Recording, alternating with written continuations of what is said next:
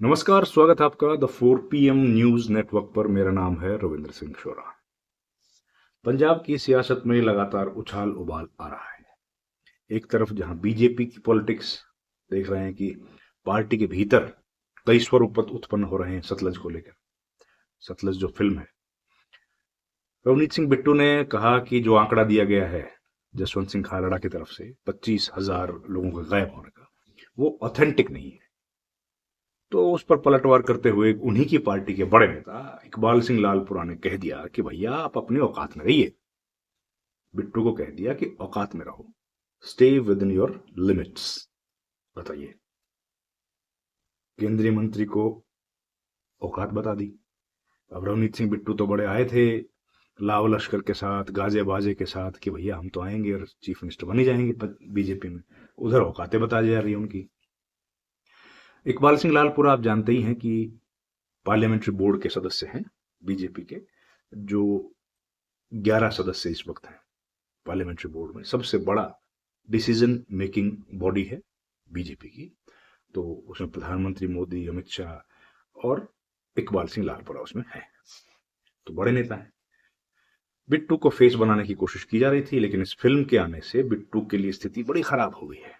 एक तरफ उनके दादा का रूल, जब वो बेअंत सिंह मुख्यमंत्री थे, खैर, तो उस पर उनको औकात बता दी। दूसरी बात, हम लोग बात करेंगे कांग्रेस की। कांग्रेस पार्टी के भीतर भी लड़ाई लगातार चल रही है। अब सूचना यह मिल रही है कि इसी सप्ताह, जो ये सप्ताह शुरू हुआ है ना, इसी सप्ताह कांग्रेस पार्टी के हाईकमान के साथ मुलाकात होगी चन्नी के ग्रुप की। चरणजीत सिंह चन्नी, जो इस पूरे कांग्रेस पार्टी के बीच का जो बवाल है, उस बवाल की धुरी बनकर उभरे हैं, उसका पूरे विवाद की एपिसेंटर बन गए हैं। और पॉलिटिक्स अब उनके इर्द गिर्द घूम रही है कि चन्नी क्या करेंगे, चन्नी के साथ कौन कौन है, चन्नी बीजेपी कांग्रेस में रहेंगे कि नहीं, चन्नी छोड़ देंगे कांग्रेस, चन्नी को पार्टी अध्यक्ष बनाएगी कि नहीं। तमाम जो सवाल हैं वो घूम रहे हैं चन्नी की यार क्या। तो इस बीच खबरें ये आ रही हैं, एक, हमारे पास जो जानकारी थी हमने पहले भी आपके साथ साझी की कि चन्नी बैकफुट पर हैं। दूसरी बात, इस सप्ताह जब 6 दिन के अपने दौरे के बाद भूपेश बघेल चले गए हैं दिल्ली, और उन्होंने अपनी रिपोर्ट सौंप दी है केंद्रीय हाईकमान को। अब राहुल गांधी तो हैं विदेश के दौरे पर, लौटेंगे 17 तारीख को, इसी महीने के जुलाई, 17 जुलाई को राहुल गांधी का कार्यक्रम है देहरादून में। छात्रों की गूंज कार्यक्रम चल रहा है ना, तो उस कार्यक्रम के बाद इसी सप्ताह में एक दिन चन्नी के पूरे गुट को बुलाया जाएगा, या उसके कुछ गिने चुने लोगों को बुलाया जाएगा दिल्ली में, और उनसे अंतिम दौर की बातचीत की जाएगी। बातचीत में क्या संभावनाएं हो सकती हैं, ये बात हम लोग पहले भी बता चुके हैं। जहां तक हमारे पास जानकारी है तो कोई संभावना नहीं है कि अध्यक्ष को बदला जाए। अध्यक्ष के बदले जाने की संभावना नहीं है। इसी में बीच का रास्ता निकाल लिया गया है। चन्नी को मुख्यमंत्री बनाया जाएगा अगर कांग्रेस पार्टी की हुकूमत आती है तो। हालांकि चन्नी के नजदीकी जो लोग हैं उनका कहना है कि मुख्यमंत्री के पद का तो सवाल ही नहीं है। अभी जो चर्चाएं हैं उसमें मुख्यमंत्री के पद का सवाल नहीं है। अभी सवाल है कि हम लोग उस स्तर तक अपनी पार्टी को लेकर जा सकते हैं कि नहीं जा सकते। सुखजिंदर सिंह रंधावा तो यहां तक चले गए। आमतौर पर इतनी कड़ी भाषा का उपयोग एक दूसरे के खिलाफ अपनी ही पार्टी के नेता नहीं करते हैं, लेकिन सुखजिंदर रंधावा ने वो दायरे को भी पार कर दिया और यहां तक कह दिया कि कॉम्प्रोमाइज लीडर नहीं चाहिए। याद है ना, कॉम्प्रोमाइज लीडर। राहुल गांधी प्रधानमंत्री मोदी के बारे में बोलते थे कि प्रधानमंत्री मोदी कॉम्प्रोमाइज्ड हैं। अब वही बात बोलती है सुखजिंदर रंधावा ने बगैर नाम लिए पार्टी के अध्यक्ष राजा वड़िंग के बारे में कि भैया तो कॉम्प्रोमाइज्ड है और हमको ऐसा लीडर नहीं चाहिए। तो जाहिर है तनातनी जो थी पंजाब के स्तर पर वो बढ़ती जा रही है, और पंजाब के जितने भी लीडर्स हैं अब वो धीरे धीरे वो जो दायरा है वो सिमटता जा रहा है कि कोई ग्रुपिज्म जो थी वो 2 होंगे, 3 होंगे, 4 होंगे कि 5 होंगे। 2 ग्रुप सीधे सीधे बनते हुए दिख रहे हैं, जिसमें चन्नी गुट आज की तारीख में एक ताकतवर गुट के तौर पर दिख रहा है, और राजा वड़िंग कहीं ना कहीं एक अकेले पड़ते हुए दिख रहे हैं, लेकिन हाईकमान का साथ उनको मिला हुआ है। तो ये फिलहाल राजनीतिक की यहाँ पर कोशिश है, कंडीशन है। अब जो रिपोर्ट लेकर के भूपेश बघेल गए, देखिए भूपेश बघेल ने काफी कोशिश की कि जो टेंशन है नेताओं के बीच उसको डिफ्यूज किया जाए, लेकिन उसको कर पाने में तो वो कामयाब नहीं हुए। बार बार पहले दिन जब वो आए थे, आखिरी दिन जब वो गए, पहले दिन एयरपोर्ट पर, आखिरी दिन भी एयरपोर्ट पर, जब अपनी बहुत महंगी डिफेंडर कार में राजा वड़िंग अपनी गाड़ी से उनको छोड़ने के लिए एयरपोर्ट तक गए, और वहां तक जाते जाते भी पत्रकारों से बातचीत के दौरान उन्होंने कहा कि एक बार जो पार्टी ने फैसला कर दिया उसमें बदलाव नहीं होगा, ये कोई बच्चों का खेल नहीं है। तो उन्होंने अपनी तरफ से संदेश दे दिया है। अब जो फैसला करना है उनकी रिपोर्ट को देखने के बाद, वो फैसला किसको करना है? वो करना है हाईकमान को, और हाईकमान तो ये फैसला कर ही चुका है। तो अब उनको डिसग्रंटल्ड जो लीडर्स हैं चरणजीत सिंह चन्नी की अगुवाई में, उन नेताओं को दिल्ली बुलाया जाएगा, उनसे बातचीत की जाएगी। अब अखबारों में खबरें आ रही हैं कि भाई 90 लीडर्स हैं, 92 लीडर्स हैं। अब देखिए, लीडर्स तो जो कांग्रेस पार्टी ज्वाइन कर लेता है वो लीडर ही है, लेकिन सवाल यह है कि उनमें कितने ताकतवर नेता हैं, कितने मजबूत लीडर्स हैं।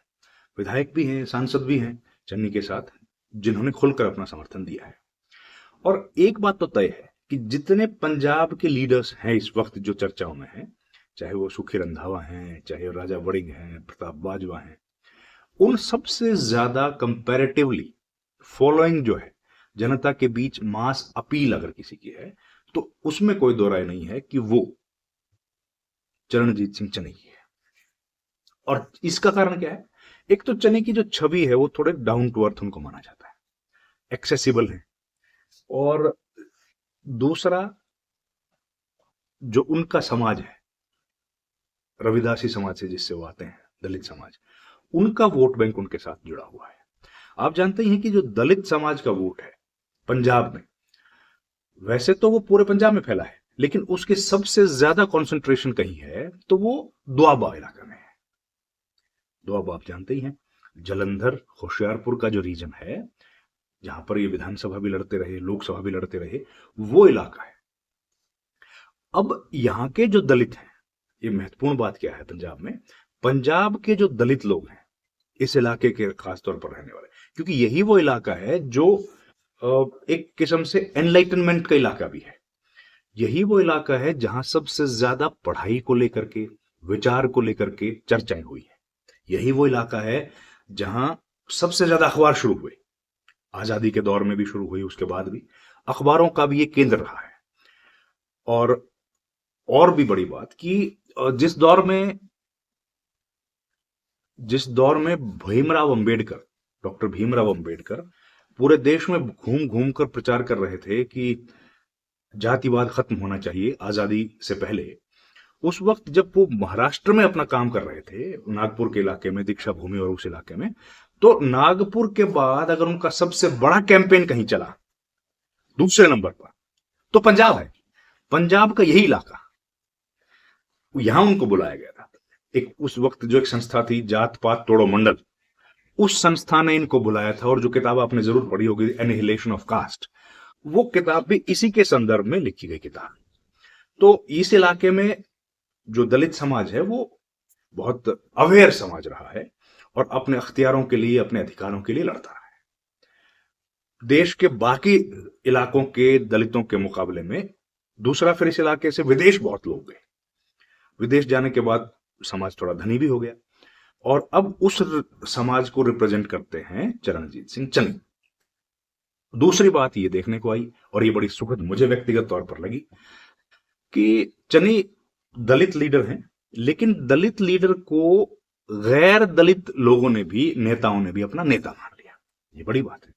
जो पंजाब जिसको कहा जाता है कि जट सिख लीडर्स की डोमिनेशन रहती है हर पॉलिटिकल पार्टी में, उस राजनीतिक दल में अगर एक दलित लीडर है और उसके पीछे सब नेताओं ने अपना वेट डाल दिया कि हमारा लीडर कौन होगा, एक दलित नेता चरणजीत सिंह चन्नी, उनके पीछे ब्राह्मण हो, बनिया हो, जट सिख हो, तमाम समाज के लोग जुड़ जाएं, तो ये देखने में कम से कम सुखद अनुभूति होती है। अब फैसला पार्टी जो भी करे वो अलग बात है, लेकिन चन्नी का इतना बड़ा कद बढ़ा है, ये एक काफी अच्छी चीज है कि एक डाउन ट्रॉडन सोसाइटी का व्यक्ति, और आज जातियों के बंधनों को तोड़कर कम से कम वो समाज के हर वर्ग को अपने साथ खड़ा करने में कामयाब होता हुआ दिख रहा है।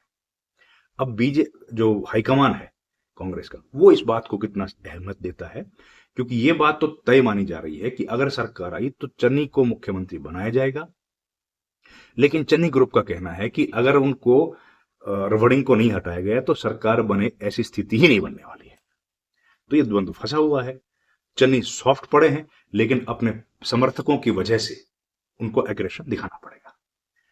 देखते हैं राहुल गांधी लौटेंगे, इस सप्ताह में मुलाकात होगी, बाकी डिटेल्स लेकर आपके सामने हाजिर होंगे। इस वीडियो में इतना ही। आपका बहुत बहुत धन्यवाद। Thank you very much. नमस्कार।